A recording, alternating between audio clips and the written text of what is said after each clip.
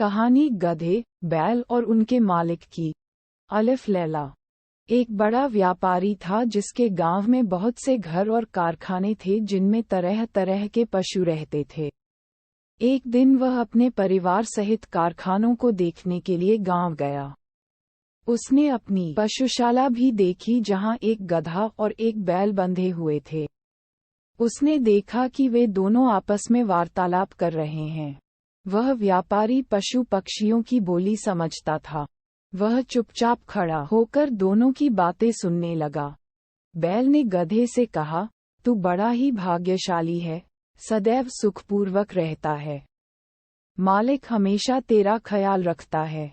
तेरी रोज मलाई दलाई होती है, खाने को दोनों दो जाता है। तुझे दाने घास की कभी कमी नहीं होती। और तू जितना भाग्यवान है मैं उतना ही अभागा हूँ। मैं सवेरा होते ही पीठ पर हल लाद कर जाता हूँ। वहाँ दिन भर मुझे हल में जोत कर चलाते हैं। हलवाहा मुझ पर बराबर चाबुक चलाता रहता है। उसके चाबुकों की मार से पीठ और जुए से मेरे कंधे छिल गए हैं। सुबह से शाम तक ऐसा कठिन काम लेने के बाद भी ये लोग मेरे आगे सूखा और सड़ा भूसा डालते हैं जो मुझसे खाया नहीं जाता। रात भर मैं भूखा प्यासा अपने गोबर और मूत्र में पड़ा रहता हूँ और तेरी सुख सुविधा पर ईर्ष्या किया करता हूँ। गधे ने ये सुनकर कहा, ऐ भाई, जो कुछ तू कहता है सब सच है। सचमुच तुझे बड़ा कष्ट है, किंतु जान पड़ता है तू इसी में प्रसन्न है। तू स्वयं ही सुख से रहना नहीं चाहता। तू यदि मेहनत करते करते मर जाए तो भी ये लोग तेरी दशा पर तरस नहीं खाएंगे। अतएव तू एक काम कर, फिर वे तुझसे इतनी मेहनत नहीं लिया करेंगे और तू सुख से रहेगा। बैल ने पूछा कि ऐसा कौन सा उपाय हो सकता है। गधे ने कहा, तू अपने को रोगी दिखा। एक शाम का दाना भूसा न खा और अपने स्थान पर चुपचाप लेट जा। बैल को ये सुझाव बड़ा अच्छा लगा। उसने गधे की बात सुनकर कहा, मैं ऐसा ही करूँगा। तूने मुझे बड़ा अच्छा उपाय बताया है। भगवान तुझे प्रसन्न रखें। दूसरे दिन प्रातःकाल हलवाहा जब पशुशाला में ये सोचकर गया कि रोज की तरह बैल को खेत जोतने के लिए ले जाए तो उसने देखा कि रात की लगाई सानी ज्यों की त्यों रखी है और बैल धरती पर पड़ा हाँफ रहा है। उसकी आंखें बंद हैं और उसका पेट फूला हुआ है। हलवाहे ने समझा कि बैल बीमार हो गया है और यह सोचकर उसे हल में न जोता।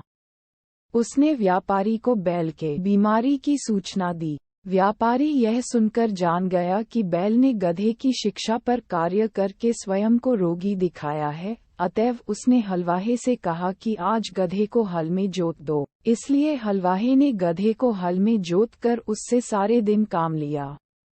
गधे को खेत जोतने का अभ्यास नहीं था। वह बहुत थक गया और उसके हाथ पांव ठंडे होने लगे। शारीरिक श्रम के अतिरिक्त सारे दिन उस पर इतनी मार पड़ी थी कि संध्या को घर लौटते समय उसके पांव भी ठीक से नहीं पड़ रहे थे। इधर बैल दिन भर बड़े आराम से रहा। वह नांद की सारी सानी खा गया और गधे को दुआएं देता रहा। जब गधा गिरता पड़ता खेत से आया तो बैल ने कहा कि भाई, तुम्हारे उपदेश के कारण मुझे बड़ा सुख मिला। गधा थकान के कारण उत्तर न दे सका और आकर अपने स्थान पर गिर पड़ा।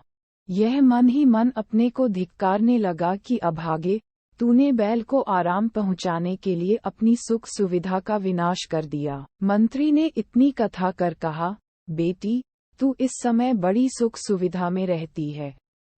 तू क्यों चाहती है कि गधे के समान स्वयं को कष्ट में डाले? शहरजाद अपने पिता की बात सुनकर बोली, इस कहानी से मैं अपनी जिद नहीं छोड़ती। जब तक आप बादशाह से मेरा विवाह नहीं करेंगे मैं इसी तरह आपके पीछे पड़ी रहूंगी। मंत्री बोला, अगर तू जिद पर अड़ी रही तो मैं तुझे वैसा ही दंड दूंगा जो व्यापारी ने अपनी स्त्री को दिया था।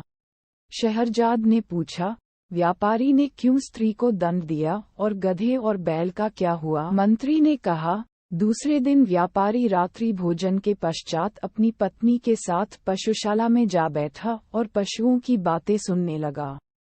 गधे ने बैल से पूछा, सुबह हलवाहा तुम्हारे लिए दाना घास लाएगा तो तुम क्या करोगे?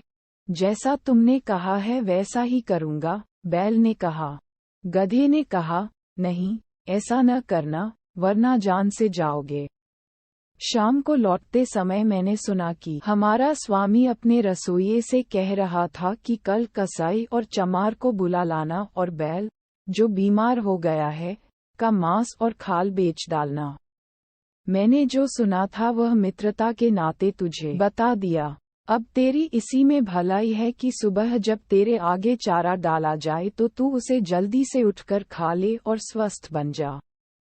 फिर हमारा स्वामी तुझे स्वस्थ देखकर तुझे मारने का इरादा छोड़ देगा। ये बात सुनकर बैल भयभीत होकर बोला, भाई, ईश्वर तुझे सदा सुखी रखे। तेरे कारण मेरे प्राण बच गए। अब मैं वही करूँगा जैसा तूने कहा है। व्यापारी यह बात सुनकर ठहाका लगाकर हंस पड़ा। उसकी स्त्री को इस बात से बड़ा आश्चर्य हुआ। वह पूछने लगी, तुम अकारण ही क्यों हंस पड़े? व्यापारी ने कहा कि यह बात बताने की नहीं है, मैं सिर्फ ये कह सकता हूँ कि मैं बैल और गधे की बातें सुनकर हंसा हूँ। स्त्री ने कहा, मुझे भी वह विद्या सिखाओ जिससे पशुओं की बोली समझ लेते हैं। व्यापारी ने इससे इनकार कर दिया। स्त्री बोली, आखिर तुम मुझे ये क्यों नहीं सिखाते? व्यापारी बोला, अगर मैंने तुझे यह विद्या सिखाई तो मैं जीवित नहीं रहूंगा। स्त्री ने कहा, तुम मुझे धोखा दे रहे हो। क्या वह आदमी जिसने तुझे ये सिखाया था, सिखाने के बाद मर गया? तुम कैसे मर जाओगे? तुम झूठ बोलते हो। कुछ भी हो, मैं तुमसे यह विद्या सीखकर ही रहूंगी। अगर तुम मुझे नहीं सिखाओगे तो मैं प्राण त्यज दूंगी। ये कहकर वह स्त्री घर में आ गई और अपनी कोठरी का दरवाजा बंद करके रात भर चिल्लाती और गाली गलौज करती रही। व्यापारी रात को तो सो गया, लेकिन दूसरे दिन भी वही हाल देखा तो स्त्री को समझाने लगा कि तू बेकार जिद करती है, यह विद्या तेरे सीखने योग्य नहीं है। स्त्री ने कहा कि जब तक तुम मुझे ये भेद नहीं बताओगे, मैं खाना पीना छोड़े रहूंगी और इसी प्रकार चिल्लाती रहूंगी। व्यापारी ने कहा कि अगर मैं तेरी मूर्खता की बात मान लूं तो मैं अपनी जान से हाथ धो बैठूंगा। स्त्री ने कहा, मेरी बला से तुम जियो या मरो, लेकिन मैं तुमसे ये सीख कर ही रहूंगी कि पशुओं की बोली कैसे समझी जाती है। व्यापारी ने जब देखा कि यह महामूर्ख अपना हठ छोड़ ही नहीं रही है तो उसने अपने और ससुराल के रिश्तेदारों को बुलाया कि वे उस स्त्री को अनुचित हठ छोड़ने के लिए समझाएं।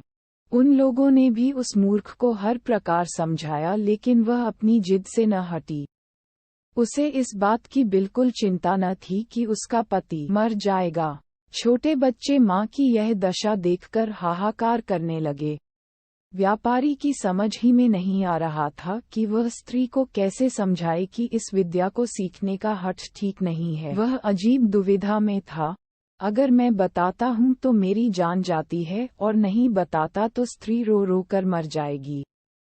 इसी उधेड़बुन में वह अपने घर के बाहर जा बैठा। उसने देखा कि उसका कुत्ता उसके मुर्गे को मुर्गियों से भोग करते देखकर गुर्राने लगा।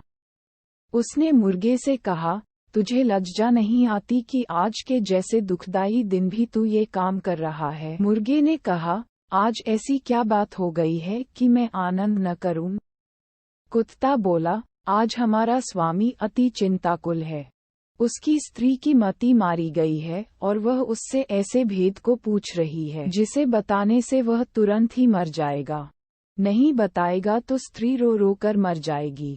इसी से सारे लोग दुखी हैं और तेरे अतिरिक्त कोई ऐसा नहीं है जो स्त्री संभोग की भी बात भी सोचे। मुर्गा बोला, हमारा स्वामी मूर्ख है जो एक स्त्री का पति है और वह भी उसके अधीन नहीं है। मेरी तो 50 मुर्गियां हैं और सब मेरे अधीन हैं।